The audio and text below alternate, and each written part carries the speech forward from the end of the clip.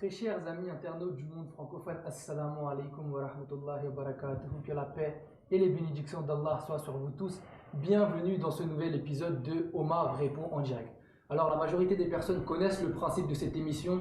Le principe, il est très simple. Nous sommes en direct, vous pouvez nous poser toutes vos questions en direct et nous y répondrons en direct.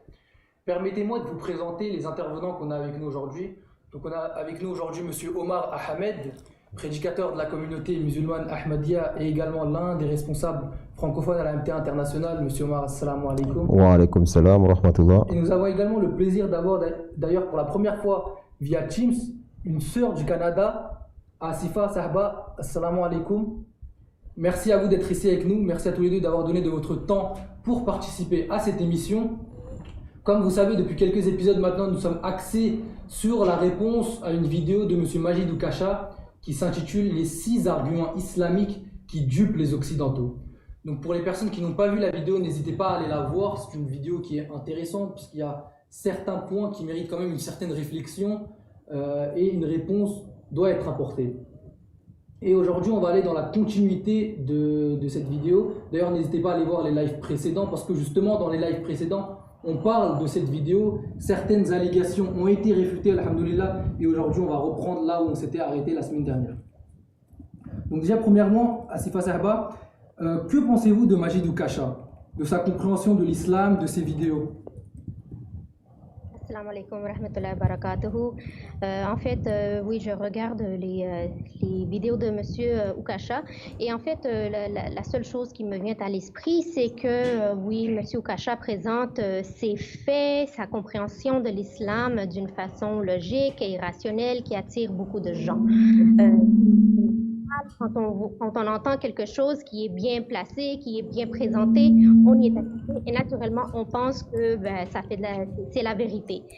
En fait, M. Oukasha, il présente son point de vue en le généralisant dans le monde francophone. Ce qui est son erreur, tous les, pardon, j'ai dit monde francophone, monde musulman. Ce qui est son erreur, parce que tout le monde dans le monde musulman n'est pas pareil.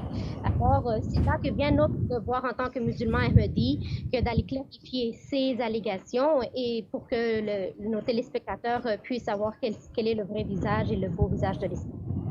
Jazakallah. Donc on va reprendre, comme je vous l'ai dit, à l'argument où on s'était arrêté la semaine dernière. Donc c'était le 5e argument.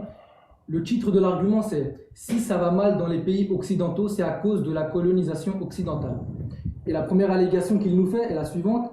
L'Arabie saoudite, d'ailleurs, n'a jamais aboli l'esclavage, ni du temps du prophète, ni jusqu'à 1960, où après avoir subi des pressions occidentales, qu'elle a aboli officiellement l'esclavage et fermé ses marchés aux esclaves. Monsieur Omar, on a vu dans les lives précédents, on a abordé la question de l'esclavage, que l'esclavage a été aboli par l'islam, par le Saint-Prophète sallallahu alayhi wa sallam, mais on voit que l'Arabie saoudite ne s'est pas soumis à cette règle. Et pourquoi, lorsque les pays occidentaux sont venus et ont mis une pression à l'Arabie saoudite, c'est à ce moment-là qu'ils ont aboli cet esclavage? D'accord. Oui, c'est une très bonne question, elle est pertinente, mais en réalité, il faut se rendre compte que l'Arabie saoudite, le régime saoudien, ne s'inscrit pas du tout dans les sources islamiques. Ça veut dire qu'on aurait tendance à penser que voilà, le Saint-Prophète sallallahu alayhi wa sallam et l'islam est apparu en Arabie, donc le véritable islam doit se situer en Arabie. Et donc ça serait logique de penser comme ça, et c'est la logique d'ailleurs que utilise Monsieur Majid Oukasha. En réalité, il faut revenir sur les prophéties qui ont été faites par le Saint-Prophète Mohammed sallallahu alayhi wa sallam, qui a dit que après lui, il y aurait le khilafat Rachida, le khilafat bien guidé. C'est un hadith qu'on peut trouver dans le Mousnad de Ahmad ibn Hanbal, dans lequel il est très clairement dit qu'après le Saint-Prophète sallallahu alayhi wa sallam, il y aurait le khilafat ala minhaj nabuwat. Mais après le califat basé sur les préceptes de l'apostolat, il y aurait, et d'après les termes exacts du Saint-Prophète sallallahu alayhi wa sallam, il y aurait la monarchie usurpatrice, la monarchie tyrannique. Et malheureusement, le régime saoudien s'inscrit dans cette longue tradition de souverains mondains qui ont instrumenté la religion pour asseoir leur autorité. Sinon, comment ça se fait-il, alors qu'il n'existe aucun verset coranique qui parle de tuer les apostats, par exemple, ou de lapider les gens qui sont coupables d'adultère ou de fornication? Eh bien, tous ces châtiments, ils disent qu'ils proviennent de l'islam, alors que aucune des sources islamiques légitimes ne conforte cette idée. Donc là, on a déjà la preuve que par les faits, il y a ce que pratiquent les pays musulmans, et notamment l'Arabie Saoudite, et ce que dit l'islam, comme on a pu le voir dans des vidéos que j'ai déjà faites ou des lives précédents où on a expliqué ces choses-là. Maintenant, la deuxième partie de la question est savoir comment ça se fait-il que l'islam n'a pas réussi là où l'Occident a réussi. Eh bien, encore une fois, pour la bonne et simple raison que ce qu'il pratique n'est pas l'islam, et encore une fois, comme l'a dit le prophète sallam, viendra un temps, il ne resterait de l'islam que le nom, le Coran, que le texte, et des savants religieux n'être qu'est la division, n'être qu'est donc la fitna. Et donc, vu que finalement, ils ont instrumentalisé la religion à des fins mondaines, donc ils respectent les lois de ce monde. Et les lois de ce monde, c'est la loi du plus fort. Il y a des intérêts économiques, financiers, géopolitiques dont ils sont complètement prisonniers. Et par rapport à ces intérêts-là, eh bien, ils agissent, ils agissent pour pouvoir justement les défendre. Et à partir du moment où les Occidentaux et les États-Unis, en premier desquels, l'ont demandé pour pouvoir justement continuer cette relation qu'ils avaient avec eux d'abolir l'esclavage, ils l'ont fait au nom de leur intérêt mondain et non pas au nom de l'islam, parce qu'encore une fois, ce n'est pas vraiment l'islam qui suit. Votre réponse est très pertinente. Donc l'allégation suivante qu'il nous fait, c'est la colonisation n'est pour rien en cause de l'inégalité homme-femme dans les pays musulmans, colonisés par la France comme l'Algérie. Puisque bon nombre de pays non musulmans ont été décolonisés et s'en sont remis aux normes occidentales sans se plaindre. Statistique inégalité homme-femme, meilleurs sont des pays occidentaux, les pires des pays musulmans, en fonction de l'accès aux soins, à l'éducation, à l'emploi, à la politique, liberté, etc. L'islam misogyne de la réalité est le reflet de l'islam misogyne de la théorie des textes. Donc, Asifa Sahaba, je vais me tourner vers vous. L'islam misogyne de la vraie vie tient sa source des enseignements islamiques, selon Ukasha. Est-ce vrai? Alors, premièrement, il faut clarifier ici qu'il y a une grosse différence entre l'islam, le vrai islam, et ce qui se passe dans les pays musulmans. Alors, la question est s'il est vrai que l'islam ou les enseignements de l'islam sont misogynes. Eh bien non, pas du tout. Il n'y a aucun fondement à cet argument. Et donc, vous savez, c'est avec l'avènement de l'islam que le statut de la femme s'est élevé et que son importance dans la société a été soulignée. Et l'islam accorde aux femmes leurs droits fondamentaux dans une société qui ne les considérait pas comme étant des êtres humains. Et l'islam leur donna également des droits sociaux et économiques qu'aucune autre religion ne leur avait accordé auparavant. Donc, c'était quelque chose de immense pour les femmes et pour les femmes du futur, parce que vraiment, c'était l'enseignement qui s'était établi à ce moment-là. Et le Saint-Coran enseigne que les femmes doivent être traitées avec respect, gentillesse et amour. Et il donne en particulier aux mères un statut élevé. Le saint prophète Mohammed sallallahu alayhi wa sallam est reporté avoir dit que le paradis gît sous les pieds de la mère. Et non seulement cela, il est également avoir reporté dit que le meilleur d'entre vous est celui qui est le meilleur avec son épouse. Donc voilà, on voit déjà l'exemple du saint prophète Mohammed sallallahu alayhi wa sallam, à quel point il était bienveillant envers les femmes. Et vous savez, je voudrais continuer avec le Saint-Coran, parce que le Saint-Coran insiste également à plusieurs reprises sur l'égalité spirituelle des hommes et des femmes. Par exemple, dans le chapitre 33, verset 36 du Saint-Coran, il est mentionné que pour les hommes et les femmes qui se soumettent à Allah, il a préparé pour eux tous la clémence et une grande récompense. Donc, on le voit très bien qu'Allah ne fait aucune différence entre le traitement des hommes et des femmes. Et mis à part l'égalité spirituelle, les femmes ont également les mêmes droits politiques et sociaux que les hommes. Elles ont le droit au divorce, elles ont le droit d'hériter, elles ont le droit d'être financièrement indépendantes. D'ailleurs, prenez l'exemple de la première épouse du saint prophète Mohammed sallallahu alayhi wa sallam, Hazrat Khadija radhiyallahu anha, qui était une femme d'affaires accomplie et épanouie. Et ensuite, l'islam a donné aux femmes le droit à l'éducation. Et à l'époque où les colons sont venus en Algérie, par exemple, les femmes n'avaient pas le droit d'enseignement en Europe. Mais ce droit a été garanti aux femmes musulmanes. Et il y a une hadith du Saint-Prophète Mohammed sallallahu alayhi wa sallam qui dit que l'éducation est une obligation pour les hommes et les femmes, le croyant et la croyante. Donc les deux ont été mis sur le pied d'égalité. Donc dire que l'islam est misogyne, c'est complètement erroné, c'est sans fondement. Et la vie du Saint-Prophète Mohammed sallallahu alayhi wa sallam et son caractère sont la preuve même des enseignements équilibrés et justes que préconise l'islam. Jazakallah pour votre réponse. Monsieur Omar, dans le Saint-Coran, on trouve un verset dans lequel il nous dit qu'il faut 2 femmes qui témoignent dans le cadre d'une transaction financière. Et du coup, dans les pays musulmans, on aurait tendance à croire que l'homme vaut 2 fois plus que la femme. Quelle est la réelle explication de ce verset? Oui, eh bien, en fait, ce verset, il est très mal compris.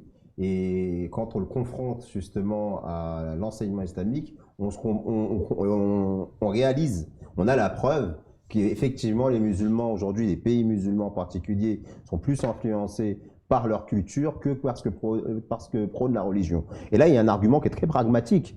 Si effectivement le témoignage d'un homme valait 2 fois plus que le témoignage d'une femme, comment cela se fait-il que Aïcha, radhiyallahu ta'ala anha, la noble et sainte épouse du Saint-Prophète Mohammed, est celle qui est l'un des personnages islamiques à avoir rapporté le plus de hadiths, tant et si bien qu'on dit qu'elle représente 50% de la science islamique. Et pourtant, c'est sur la base donc d'un témoignage. Elle était le témoin oculaire des paroles du Saint-Prophète Mohammed. Y a-t-il eu une deuxième femme pour attester de ces dires? Ou c'est plutôt les plus grands juristes musulmans qui venaient auprès d'elle pour justement récolter ces trésors, ces richesses qui lui avaient été léguées par le Saint-Prophète Mohammed.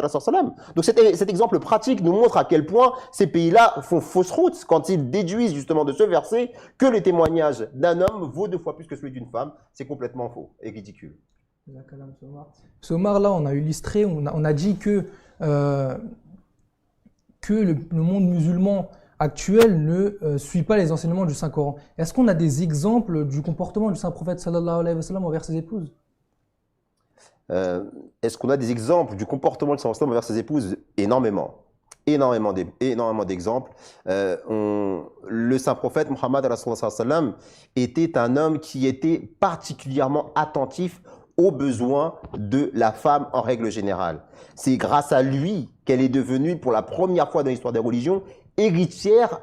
Elle a eu le droit d'hériter. Avant, elle ne pouvait pas hériter. Elle a obtenu son indépendance économique.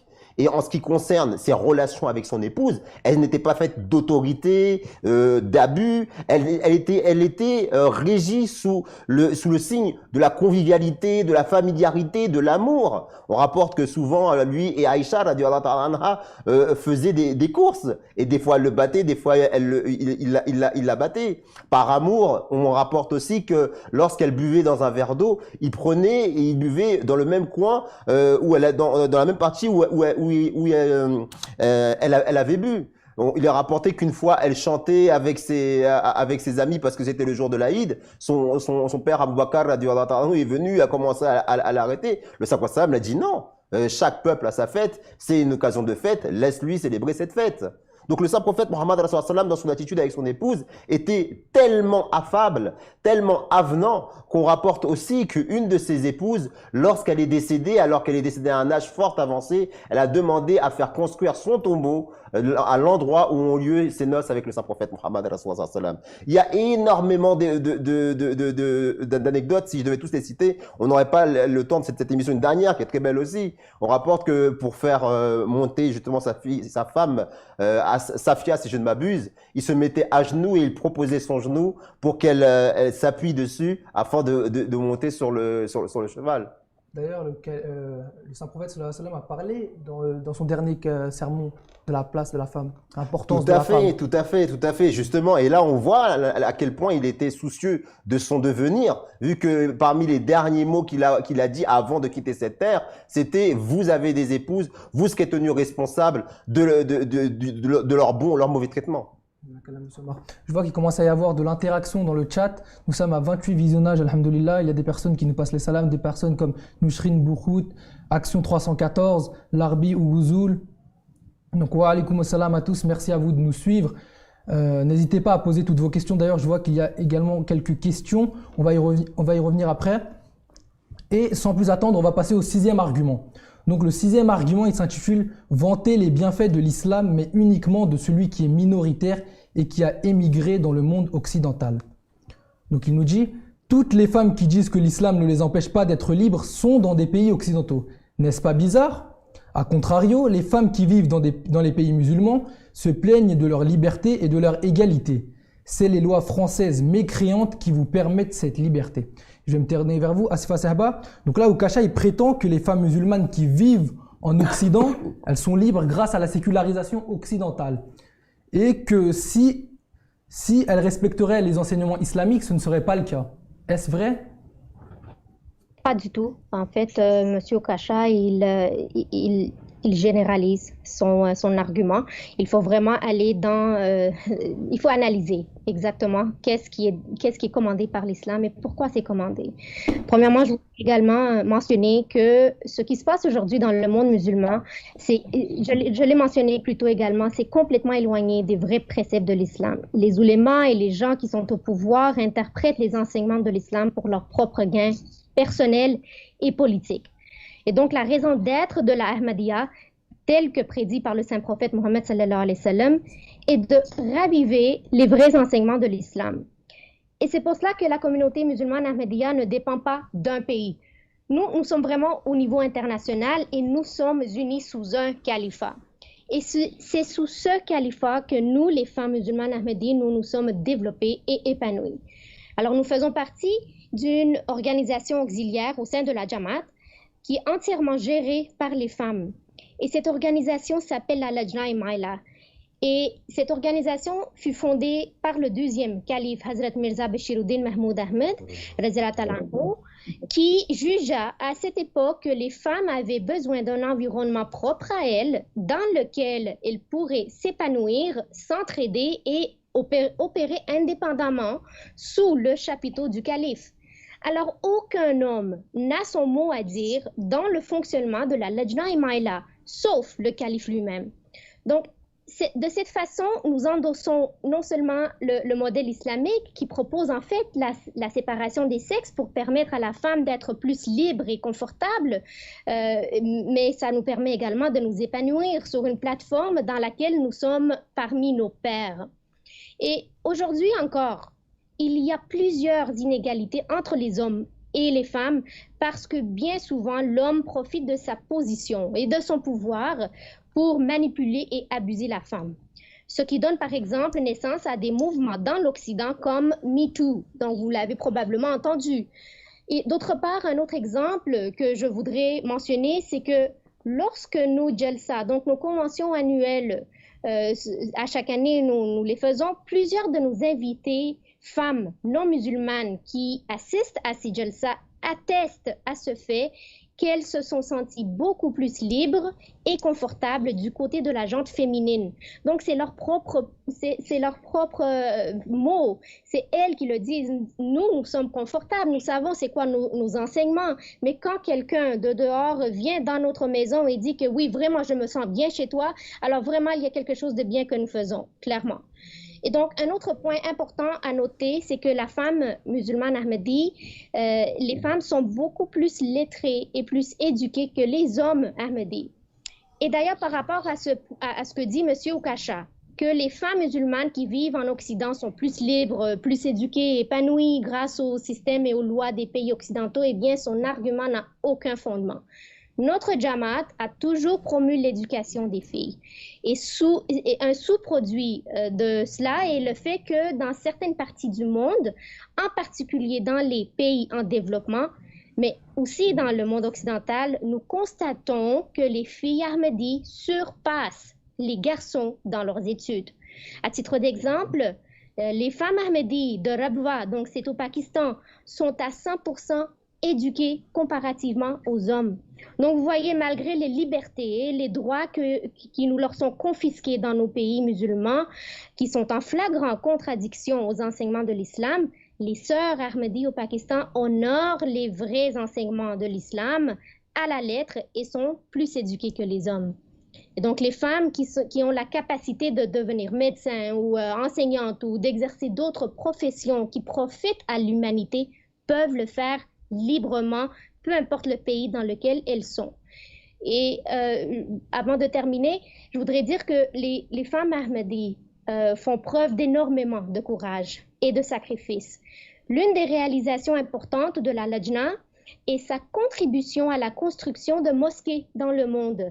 Alors, pour n'en nommer que quelques-unes, parce que c'est une très grande contribution, ces femmes-là donnent de leur propre poche, elles font le don de leur argent, de leurs bijoux pour la construction des mosquées. Par exemple, la mosquée Fazl à Londres, la mosquée Mubarak en Hollande, la mosquée Khadija à Berlin et la mosquée Nusrat Jahan au Danemark ont été construites exclusivement grâce aux dons de Lajna. Donc voilà, vous avez l'exemple des femmes musulmanes Ahmadi qui sont complètement accomplies et ça n'a rien à voir par rapport au pays dans lequel elles se trouvent. Jazakallah, merci pour cette réponse très bien construite. Encore une fois, vous venez de nous prouver que les pays musulmans d'aujourd'hui n'ont rien à voir avec les réels enseignements de l'islam. Ces pays sont en décadence et c'est pourquoi le Messie et Mahdi Hazrat Mirza Ghulam Ahmad de Qadian a été envoyé pour réformer, pour remettre sur le droit chemin ces musulmans. Et aujourd'hui, si on regarde, c'est bien la communauté musulmane Ahmadiyya qui suit les réels enseignements de l'islam, qui suit la sunna du saint prophète sallallahu alayhi wa sallam. D'ailleurs, on vient de voir un exemple là avec l'exemple de l'organisation Lajna. Et donc, Monsieur Omar, on parle aussi souvent d'islam politique. Et du coup, est-ce qu'il existe vraiment un islam politique? Bien, comme j'ai essayé de l'expliquer en introduction, très tôt, l'islam, malheureusement, a été instrumentalisé par le pouvoir politique. Si bien qu'aujourd'hui, on ne fait plus la différence entre ce que dit l'islam et les intérêts politiques. Aujourd'hui, les pays qui présentent des signes extérieurs d'islam d'une certaine manière ont tellement confondu les deux que finalement, aux yeux du monde, l'islam et la politique, c'est les deux mêmes faces d'une seule et même pièce. Alors que la réalité qui nous a été enseignée, qu'on a vu dans la pratique du saint prophète Mohammed sallam, nous montre à quel point il n'était pas intéressé par le pouvoir politique. Lui-même, quand il a reçu la révélation divine, il était réfractaire. Et il a même refusé de croire qu'effectivement une révélation lui avait été envoyée. Lorsque le saint prophète Mohammed sallam est décédé, chacun des califes, des pieux califes qui l'ont succédé, ont accepté cette charge à contre-cœur, conformément à ce hadith qui dit qu'on ne donne pas le pouvoir à ceux qui lui demandent. Abu Bakr Siddiq avait demandé à ce que Omar devienne calife. Omar a voulu que ce soit Abu Bakr qui le devienne. Par la suite, Omar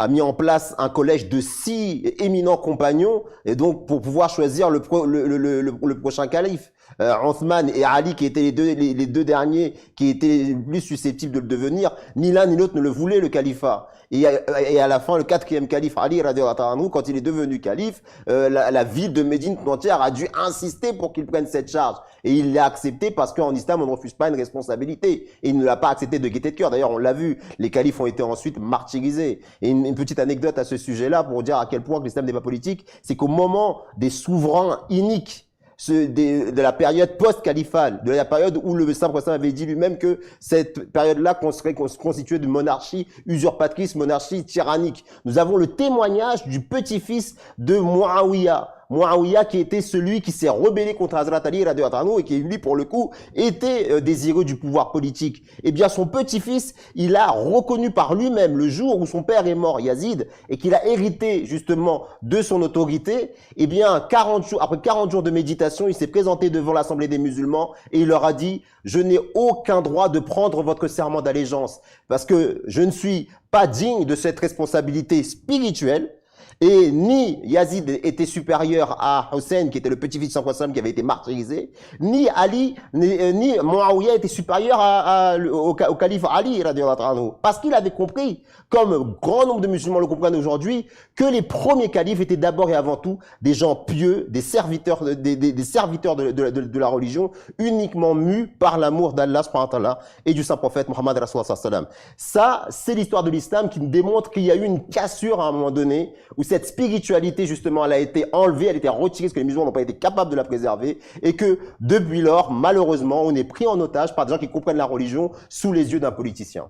D'accord, monsieur Omar. Et sans plus tarder, on va passer à l'argument suivant. C'est le dernier argument de cette vidéo.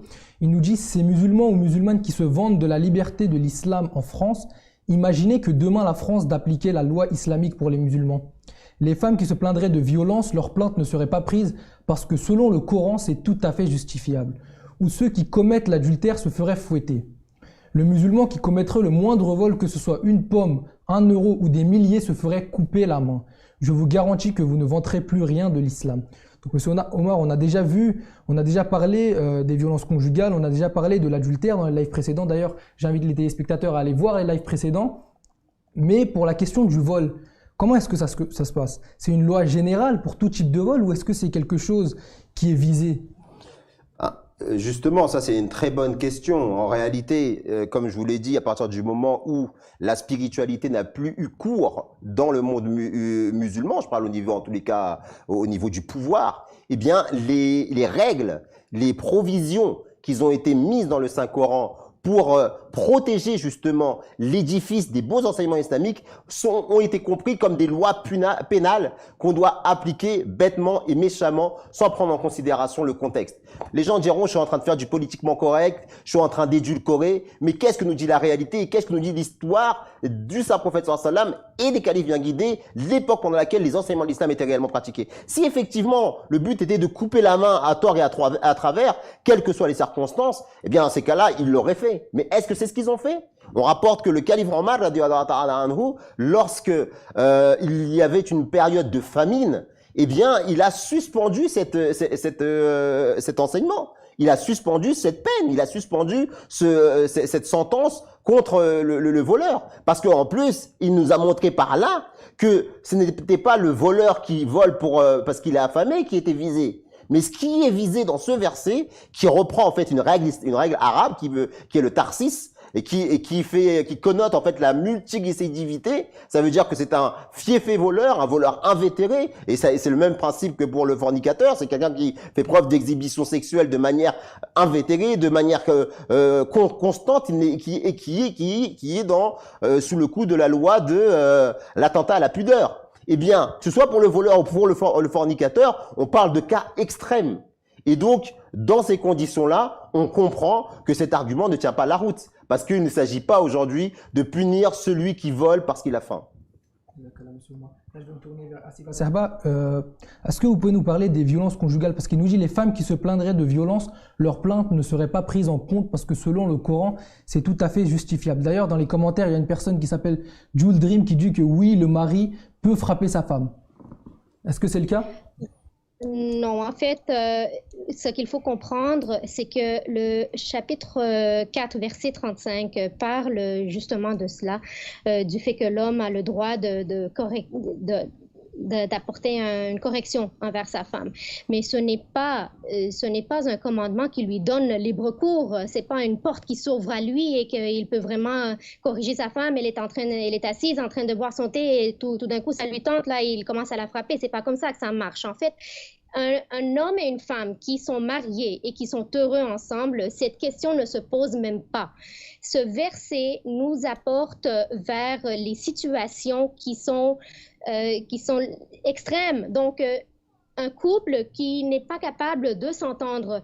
Et dans le cas, par exemple, ici, parce qu'on en parle, la femme qui montre une désobéissance extrême Dans ce cas-là, il est dit dans le Saint-Coran, il est dit dans les enseignements de l'islam qu'en premier, l'homme doit lui parler avec amour, doit être doux avec lui, doit lui montrer beaucoup de justesse et de gentillesse.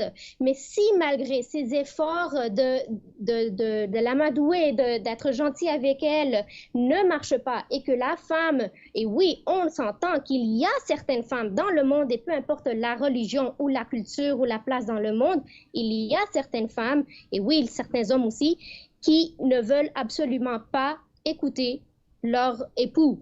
Et dans ce cas-là, si le mariage vient vers le chaos et que la femme est dans l'erreur, oui, le mari a le droit de corriger sa femme, mais seulement après avoir vraiment passé par toutes les autres portes d'amour et de justice et de gentillesse. Donc, il faut pas prendre chaque verset tel quel, deux mots qu'on prend et on se dit « Ah, ben là, c'est ça qui se dit dans le Saint-Coran ». Il faut regarder le contexte, il faut lire les versets avant et les versets après et vraiment s'ouvrir mentalement à l'éventualité que peut-être ce qui s'est dit dans le Saint-Coran, ça vraiment surpasse notre entendement en tant qu'être humain parce que nous, en tant qu'être humain, nous sommes limités et c'est là que le Saint-Coran arrive, c'est là que ce livre qui est rempli de bénédictions et de joyaux peut vraiment nous ouvrir les yeux sur comment vivre une meilleure vie. Je voudrais préciser aussi ici une chose, c'est dans le terme de désobéissance. Le terme désobéissance, il renvoie pas tout ce que connote le terme nushuz en arabe. Et dans ce terme nushuz, il y a la question de la malveillance. On parle d'une malveillance, quelque chose de actif.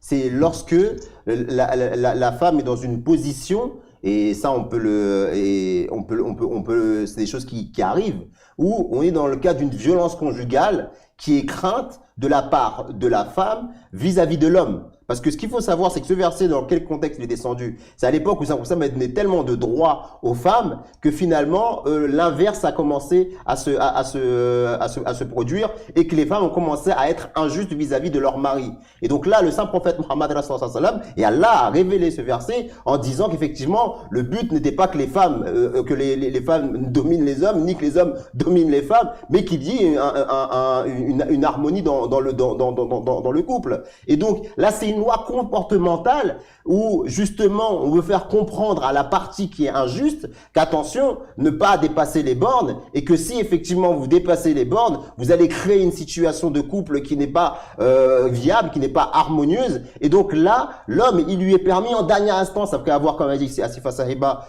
exhorté, après s'être séparé des lits, d'user de représailles physiques. Mais comme le dit le saint prophète sallallahu alayhi wa sallam, il ne doit pas la frapper au visage, il ne doit pas laisser de marques, comme on l'a vu dans les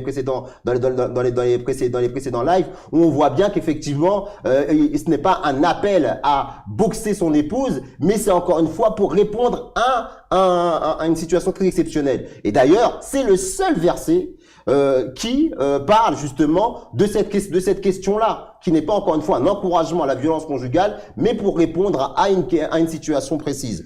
Là, monsieur Omar, on a parlé de la main coupée juste avant et il y a une personne qui nous dit dans les commentaires, Jewel Dream, qui nous dit, alors, il nous dit même le voleur multirécidiviste ne doit pas voir sa main amputée, je dénonce cette atteinte à l'intégrité physique. Qu'avez-vous à dire à cela? La question du châtiment, la question de la condamnation, c'est des choses qui se discutent. C'est des choses que chaque société a son mode justement de pénalité. Par exemple, les États-Unis d'Amérique, il est encore permis de condamner une personne à mort. On va dire que c'est barbare, mais si c'est dissuasif, bah ça veut dire que ça marche. Mais si maintenant, là vous êtes en train de critiquer la question de couper la main du voleur, est-ce que aujourd'hui les plus grands voleurs, je parle des voleurs en col blanc, par rapport à ce qui existe comme provision dans la Constitution pour pouvoir les dissuader de commettre ces crimes, est-ce que ça fonctionne? C'est une sentence comme une autre. Faire de la prison ou couper la main, ce sont des sentences par rapport à un crime qui est considéré universellement comme un crime.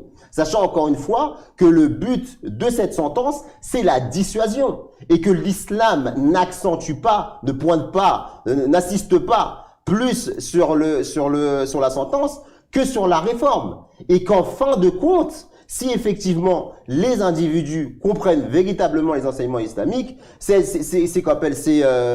provisions n'ont pas lieu d'être. Mais aujourd'hui, on ne va pas se justifier par rapport à un châtiment lié à un crime qui est universellement reconnu. Même cette personne qui n'est pas d'accord avec nous, il est d'accord sur le fait que le voleur, le vol, c'est un crime. Qu'il pose la question à des personnes qui ont été cambriolées des fois 10 fois, comme ce qui se voit parfois dans le sud de la France, où vous avez des gens qui se font cambrioler à chaque fois qu'ils partent en vacances, régulièrement. Et ces personnes-là, ils sortent au bout combien d'années? Au bout de 3, 4 ans, 5 ans, et ils recommencent et qui sont récidivistes. Est-ce que, justement, dans ces conditions-là, quand vous avez affaire à des personnes, des cambrioleurs invétérés qui violent l'intimité, l'habitation de personnes innocentes qui n'ont rien demandé, est-ce que cette sentence-là ne serait pas justifiée?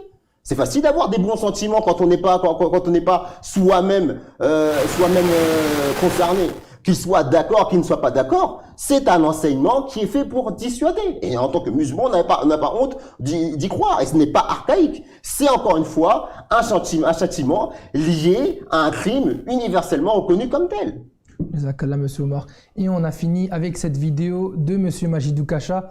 Donc, s'il y a des thèmes ou des sujets qui vous intéressent, dont vous voulez qu'on parle dans les prochains lives, n'hésitez pas à nous le dire dans le chat et Inch'Allah, on les préparera pour vous pour les prochains lives, Inch'Allah. Et donc, on a vu tout au long de ces émissions que la décadence, les actes des pays musulmans actuels n'ont rien à voir avec les enseignements du Saint-Coran et de la sunna du Saint-Prophète sallallahu alayhi wa sallam. Et donc, on voit aussi que c'est monsieur Majid Oukacha qui essaye de duper les gens, et parce qu'il a fait une étude qui est vraiment très superficielle et maladroite, si je peux dire ça comme ça, du Saint-Coran, et qu'il donne une image qui est vraiment pas véridique de l'islam. Mais nous, Inch'Allah, on sera là pour répondre à toutes ces allégations, à toutes ces vidéos, même s'il le faut. Et donc, moi, je demande à monsieur Majid Oukacha d'étudier plus en profondeur le Saint-Coran, d'étudier la vie du Saint-Prophète sallallahu alayhi wa sallam, la vie de ses compagnons, la vie des 4 califes bien guidés, Khulafay Rashidin. Et là, il va voir que l'islam n'est en aucun cas responsable de ce qui se passe actuellement dans les pays musulmans. Donc, cela étant dit, j'aurai quelques questions sur le voile. On va profiter du fait d'avoir une sœur avec nous. Donc, Asifa Sahba, quelle est la philosophie de ce voile en islam? En fait, la philosophie du voile dans l'islam, le premier mot qui me vient à l'esprit, c'est la protection. Le voile donne une protection à la femme qu'elle ne peut pas trouver ailleurs. Ce que je sous-entends par ceci, c'est, prenons l'exemple d'un joyau. Donc, quelque chose qui est très beau, qui est très cher, qui est très convoité. De la même façon, la femme, on le comprend universellement depuis que le monde a commencé, la femme a été créée de façon à ce qu'elle est attirante, elle est belle, et donc les gens la regardent. Alors quand vous avez quelque chose de précieux et de beau, est-ce que vous l'étalez? Est-ce que vous étalez vos richesses que vous avez pour que tout le monde puisse les voir et vous les prendre? Alors c'est un peu l'analogie que j'essaie de faire du fait que le voile nous donne une protection. Et le voile n'est pas seulement le vêtement qu'on porte sur la tête, il y a d'autres choses qui viennent avec. Quand on s'attarde à comprendre les enseignements de l'islam, nous comprenons qu'il n'y a pas juste le voile, il y a également la pudeur, la modestie qui vient avec. Et cette pudeur et modestie est quelque chose qui doit être bâti depuis le tout jeune âge des deux garçons et des filles. Ce n'est pas juste les filles qui sont inculquées de porter le voile. Monsieur Oukacha dit dans sa vidéo comme quoi que les petites filles, elles se font forcer de porter le voile, ce n'est pas leur choix. Mais comment il sait ça, lui? Est-ce qu'il a été dans les maisons des petites filles? Est-ce qu'il sait comment les parents éduquent leurs enfants? Je peux dire par mon propre expérience personnelle que quand j'ai compris l'importance du voile et l'importance de la pudeur et de la modestie, c'est quelque chose que j'ai appliqué sur moi-même. Quand on accepte quelque chose pour soi-même, on veut que nos enfants le suivent également parce que nous savons que c'est la bonne chose à faire. On ne dit pas à tous les gens qui sont dehors et qui permettent à leurs enfants de se promener à moitié nus que ça va, vous pouvez le faire. On leur dit rien. Alors pourquoi eux, ils viennent dire à nos enfants de se déshabiller? Pourquoi ils viennent critiquer nos petites filles qui veulent porter le voile? Et d'ailleurs, le voile, ce n'est pas forcé. Et les petites filles, on leur explique c'est quoi la sagesse derrière le port du voile. elles ont leur propre mot à dire. Si vous voyez une petite fille et que vous lui demandez est-ce que le voile te donne une sensation de sécurité, un sentiment de sécurité, je vous garantis qu'elle vous dira oui. Parce que c'est le sentiment que toutes les femmes musulmanes qui choisissent de le porter ressentent, parce qu'elles ne le font pas pour les hommes, elles le font pour elles-mêmes et pour leur relation à leur Dieu.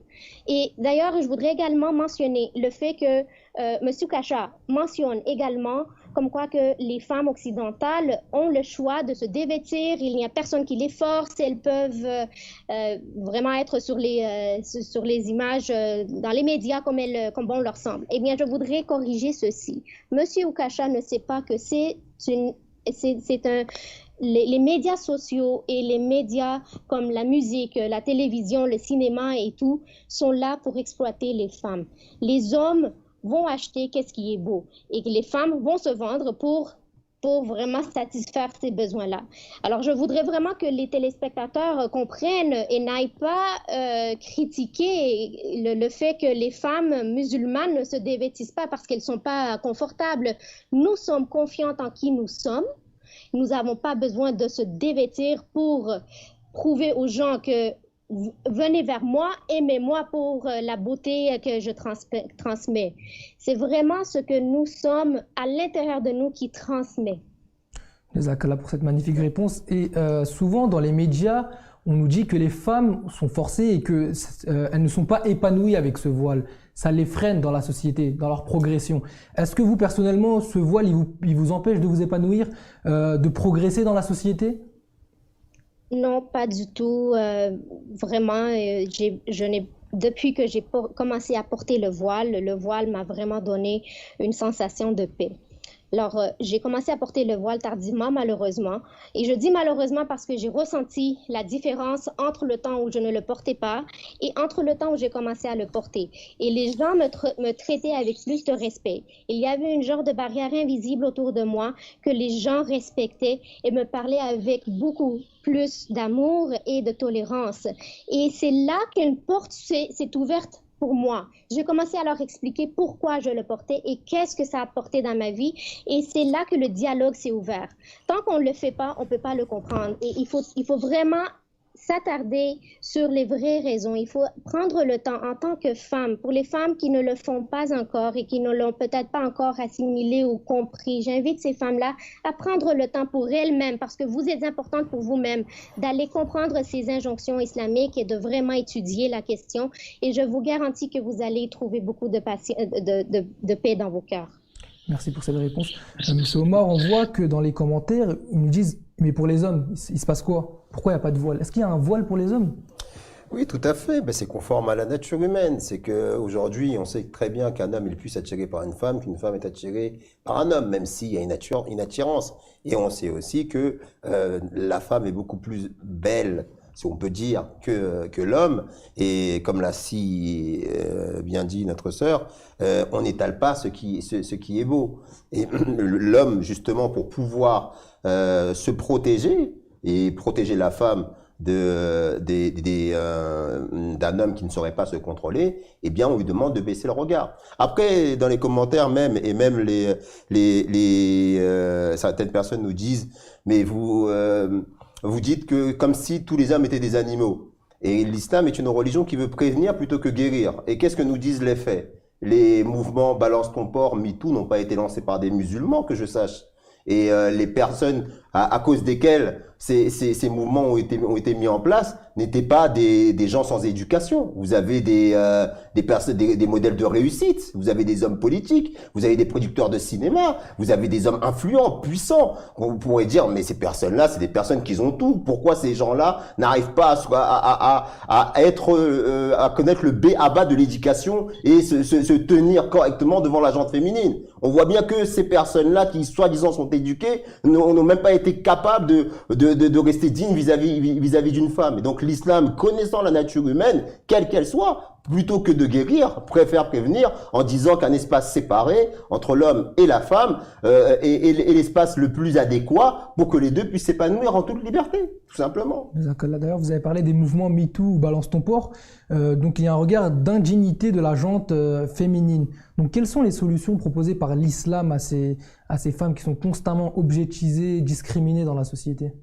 Bien, vous savez, en Europe, il y avait une époque, il y avait l'école des garçons et l'école des filles. C'était une séparation. Mais cette séparation-là, elle est faite, encore une fois, par rapport à la réalité. Les gens qui disent que cette séparation, elle n'est pas justifiée, ils vont contre les faits. Ils vont contre les faits qui fait que des fois, encore aujourd'hui, des sociologues disent que les femmes, elles sont tellement stigmatisées par les hommes qu'elles sont obligées de se masculiniser pour pouvoir passer en société et pas se faire agresser. Des femmes dans la rue, il y a une enquête qui avait été faite une fois, une expérience qui avait été faite par une demoiselle. Elle avait pris un micro sur elle l'avait attaché, elle l'avait accroché à elle et elle marchait dans la rue et le nombre d'insultes et le nombre d'insinuations vulgaires dont elle était victime et le nombre d'avances dont elle était victime, c'était horrible pour elle. Mais encore une fois, ce que les gens n'arrivent pas à comprendre, c'est que le voile n'est pas, comme nous l'a si bien dit notre sœur, il n'est pas imposé. C'est un mode de vie. C'est une manière de dire sa pudeur. Et après que les normes de pudeur sont différentes des pays ou des civilisations selon les pays, c'est quelque chose qui se discute. En commentaire, il dit oui, mais tout le monde a sa pudeur. Bien sûr, effectivement. On dit pas que la pudeur islamique est la seule pudeur valable. Mais en islam, c'est comme ça qu'elle se manifeste, cette pudeur, tout simplement. Jazakallah, monsieur Omar. Je vois qu'il y a beaucoup de questions dans le chat, donc je vais revenir aux questions. Donc on a une question de Jules Dream qui nous dit dans le Coran on peut tuer les mécréants. Est-ce que c'est vrai?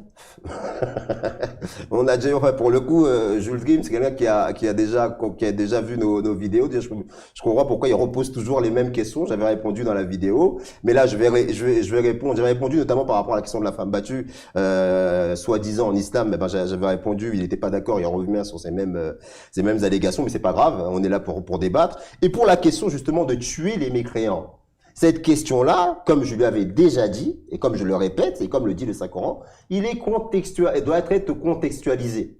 Le Saint-Coran a été révélé au Saint-Prophète sallallahu alayhi wa sallam, et quand ce Saint-Coran a été révélé au Saint-Prophète sallallahu alayhi wa sallam, ça n'a pas fait que des heureux. Et l'histoire nous démontre que le Saint-Prophète sallallahu alayhi wa sallam a été acculé, il a été persécuté, il a été menacé de mort, il a été obligé de s'exiler de la Mecque vers Médine parce que ses compatriotes voulaient sa mort, ils étaient assoiffés de son sang. Non contents qu'il s'exile à la Mecque, ils ont imposé une guerre régulière au Saint-Prophète sallallahu alayhi wa sallam et ses compagnons. Et la première guerre de l'islam a eu lieu entre 1000 idolâtres et 313 musulmans. Et ils avaient seulement 2 chevaux. Et les 1000 idolâtres là, qu'est-ce qu'ils voulaient? Ils voulaient jouer à la marraine avec les musulmans? Non, ils étaient armés jusqu'aux dents. Ils avaient des épées, ils avaient des lances, ils avaient des arcs, ils avaient des flèches. Ils ont essayé de les tuer. Donc ces personnes qui veulent vous tuer, comment vous faites pour vous défendre? Vous avez quoi? Vous avez négocié avec eux, vous avez parlé avec eux? Non, vous êtes obligé de vous défendre. Et si on veut vous tuer, vous allez tuer pour vous défendre. Et c'est ce que dit l'islam. Si on veut vous tuer, il faut vous défendre. Et donc, vous allez, dans le cadre de cette défense, être amené à tuer votre ennemi. Mais si par contre, et c'est là qu'il y a un problème, si par contre les gens viennent, vous calomnient, insultent votre religion, la critiquent, même de manière intellectuelle, à ce moment-là, ils ont le droit de le faire. Et là, vous n'avez pas le droit de prendre les armes et les tuer. Et c'est là qu'effectivement, il y a un problème chez les terroristes qui prennent ces versets-là hors de contexte et ils disent, oui, voilà, l'islam me donne le droit de tuer. Et les gens non musulmans qui ont cette lecture-là ont la lecture des terroristes. Tout simplement, ils n'ont pas la lecture du Saint-Prophète Mohammed mais ni de ses compagnons. Et historiquement, on peut prouver que c'est comme ça que ça s'est passé et non pas autrement. Là, monsieur Omar. Donc il nous dit, Jules Dream, il nous dit, c'est pas précisé dans le Coran que ce verset s'applique en temps de guerre où il y a plusieurs siècles. Que dira cela? Eh bien, il y a une science dans le Saint-Coran qui s'appelle Asbab al-Nuzul. Je pense pas que ce monsieur connaisse cette science qui s'appelle Asbab al-Nuzul. Ça veut dire les causes et les circonstances de la descente des versets coraniques. Et donc, pour chaque verset, vous avez une cause bien précise. Et si on revient sur les causes et les circonstances des versets concernant justement ces versets que ces gens-là appellent les versets violents, eh bien, vous verrez qu'ils sont descendus dans le cadre d'un contexte guerrier. Tout simplement. C'est l'histoire. Ce sont des faits historiques. Ce sont des faits historiques. Et il faut avancer. Maintenant, c'est à moi de lui dire, qu'est-ce qu'il dit dans le Saint-Coran qu'on doit tuer tous les mécréants de manière sans aucune distinction. Et alors qu'il y a d'autres versets qui disent coopérer avec les juifs et les chrétiens. Il y a d'autres versets qui disent que les juifs, les chrétiens, les sabéens, pas de crainte pour eux, ils ne seront pas affligés. S'ils croient en Dieu et au jour du jugement dernier, on leur dit pas de se convertir à l'islam. Non. Plusieurs versets parlent de la coopération avec les non-musulmans. Alors comment il va réconcilier ces deux versets? C'est contradictoire. Il n'y a aucun verset du Saint-Coran qui a été abrogé. Tout ça, c'est contextualisé. Si on veut réconcilier les deux versets, on peut que faire cette interprétation-là. Sinon, on a un livre qui est complètement contradictoire, alors qu'il n'y a aucune contradiction dans le Saint-Coran. Au contraire, il y a un verset qui nous dit que les versets coraniques se soutiennent les uns les autres, se soutiennent mutuellement. Donc le Coran nous enseigne que c'est comme ça qu'il faut le comprendre, qu'il faut le lire. Merci Monsieur Omar pour cette réponse vraiment très pertinente. On a une question de Nick Tsuki qui nous dit: j'ai une question par rapport à la musique. Son interdiction est utilisée par les islamophobes pour prouver que l'islam interdit illogiquement certaines choses. J'aimerais donc avoir une réponse. Je relis la question. Donc, son interdiction est utilisée par les islamophobes pour prouver que l'islam interdit illogiquement. D'accord. Où est-ce qu'il y a un verset coranique qui interdit clairement la musique? Il n'y a aucun verset coranique où la musique est considérée comme un interdit. Aucun. Tout au plus, ça peut être considéré comme quelque chose de vain, de futile. Mais qu'est-ce que la futilité, qu'est-ce que la vanité dans le Saint-Coran? Quelque chose qui vous détourne de l'adoration divine. Mais dans l'absolu, non. La musique fait partie de ce qu'on appelle un no man's land en islam. Il n'y a pas d'interdit. La seule chose qu'on vous dit, faites attention que ça ne vous détourne pas du souvenir divin. Par exemple, ça vous détourne de la prière, ça vous détourne de vos obligations religieuses. Et à partir de là, si tout est correct à ce niveau-là, il n'y a pas de problème. Le Coran, l'islam ne l'interdit pas. Mais pourtant, pourquoi les imams alors, les imams non ahmadis comme Imam Boussena, disent que la musique est interdite? Ils font des vidéos spécialement pour ce genre de choses. Bah ça, il faut leur poser la question à eux. Mais en tous les cas, l'islam, Allah nous dit dans le Saint-Coran, attention à ne pas interdire ce qui a été permis et à permettre ce qui a été interdit. Ça, c'est un verset coranique. Donc, à partir du moment où il n'y a pas d'interdit clair, comme la consommation d'alcool, la consommation de porc ou la viande de porc, personne n'a le droit de dire cette chose-là, elle est interdite. Même la cigarette, il l'a pas interdit à son époque. Personne peut dire aujourd'hui, d'après l'islam, la cigarette, elle est interdite. Certes, c'est découragé parce que tout ce qui est nocif à l'homme, on va le décourager. Mais on peut pas dire voilà, c'est haram. Parce que l'islam c'est pas haram, halal. L'être humain, il est fait de manière, c'est un être complexe. Et Allah, dans sa sagesse infinie, dans sa miséricorde infinie, il a interdit très peu de choses, de manière à pas rendre la religion difficile. C'est pour ça qu'il y a un hadith qui dit ne rendez pas la religion difficile à pratiquer aux gens. Donc pourquoi vous allez interdire la chose qu'Allah n'a pas interdit? Merci M. Omar. D'ailleurs, cette personne, Nitsuki, nous dit: je ne suis pas Ahmadi, je pense que Mirza Ghulam Ahmed est un menteur, mais j'aime bien vos réfutations des islamophobes. Donc à cette personne-là, je l'invite à aller sur le site islam-ahmadiyya.org où il trouvera la biographie du Messie premier alayhi salatu wassalam, les livres du Messie premier alayhi salatu wassalam, parce que les non-Ahmadis disent souvent des choses qui sont complètement fausses à propos du Messie promis, et donc il faut vérifier les choses par soi-même. Donc n'hésitez pas à aller sur le site, à lire des livres du Messie promis, et là vous allez voir la véracité de Hazrat Mirza Ghulam Ahmed de Qadian. Alayhi salam. Donc, il se fait tard, je vois qu'il n'y a pas beaucoup d'autres questions et on va clôturer ce live sur ce point. Donc, merci à tous les frères qui nous ont suivis, merci à tous de nous avoir regardés. N'hésitez pas à nous suivre, que ce soit ici ou sur les réseaux sociaux, que ce soit sur Facebook, sur Instagram, sur Twitter. Nous sommes sur tous les réseaux. Et n'hésitez pas à aller suivre la chaîne de Monsieur Omar qui est également dans la description. Il y a également des vidéos très intéressantes sur la chaîne de Monsieur Omar. N'hésitez pas encore une fois à vous rendre sur le site islam-ahmadiyya.org où vous retrouverez des livres en ligne que vous pouvez lire pour aiguiser vos connaissances. Et on se dit à la semaine prochaine, Inch'Allah. Assalamu alaikum wa rahmatullahi wa barakatuh.